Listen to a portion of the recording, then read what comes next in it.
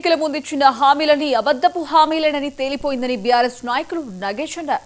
ఆర్టీసీలో మహిళలకు ఉచిత ప్రయాణం కల్పిస్తున్నామని చెప్పే కాంగ్రెస్ పెంచిన బస్సు ఛార్జీల పేరుతో ఉన్న ఒక్క పథకాన్ని కూడా నీరుగార్చారని మండిపడ్డారు. వెంటనే బస్సు ఛార్జీలు తగ్గించాలని కోరారు. ఈ నోరు కొట్టుకొని మేము మొత్తుకుంటున్నాము. ఈ 6 గ్యారెంటీలు కాదు, ఇది అబద్ధాల గ్యారెంటీలు, మీరు నమ్మకండి ప్రజలారా అని ఎన్నోసార్లు మేము మొత్తుకున్నా కూడా ఇప్పుడు అనుభవం అయింది. చాలా మంది అన్నారు, మీ మీడియా సోదరులు అన్నారు, కొంతమంది కాంగ్రెస్ వాళ్ళు మేము ఒక పథకం అయితే మేము 100% నిర్వహిస్తున్నాము, ఉచిత బస్సు పథకం అన్నారు. ఏమైంది ఇప్పుడు? మీరు ఒక చేతిని ఇచ్చి ఒక చేతిని లాక్కుంటున్నారు.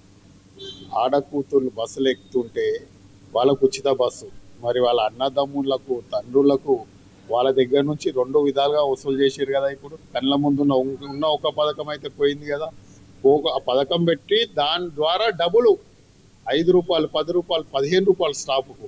ఈ మధ్య ఇవాళ పొన్నం ప్రభాకర్ మాట్లాడుతున్నాడు, బీఆర్ఎస్ ప్రభుత్వం కంటే కాంగ్రెస్ ప్రభుత్వంలో లాభాలు ఎక్కువ వచ్చినాయి మాకు ఆర్టీసీకి, మీరు పెంచలేదా బీఆర్ఎస్ ప్రభుత్వంలో? ఎస్, మేము పెంచినాం. ఎట్లా పెంచినాం? కిలోమీటర్కు 10 పైసలు, కిలోమీటర్కు 12 పైసలు చొప్పున టీఆర్ఎస్ ప్రభుత్వం పెంచింది. అంతేగాని ఒక్కొక్క స్టాప్కు 10 రూపాయలు, 15 రూపాయలు, 20 రూపాయలు ఇంత అన్యాయంగా విచ్చలవిడిగా దోచుకోవడమా?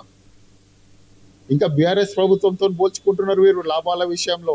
పొన్నం ప్రభాకర్ గారు, దాదాపు 6,000 కోట్ల చిల్లర అయింది మీకు ప్రభుత్వం, మీ దగ్గర అప్పు.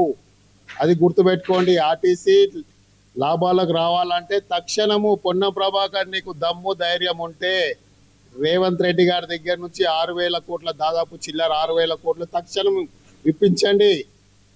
కేసీఆర్ గారు ఉన్నప్పుడు 44% ఇండియాలోనే ఏ గవర్నమెంట్ ఇవ్వలే, 44% వీళ్ళకి ఇచ్చింది బెనిఫిట్.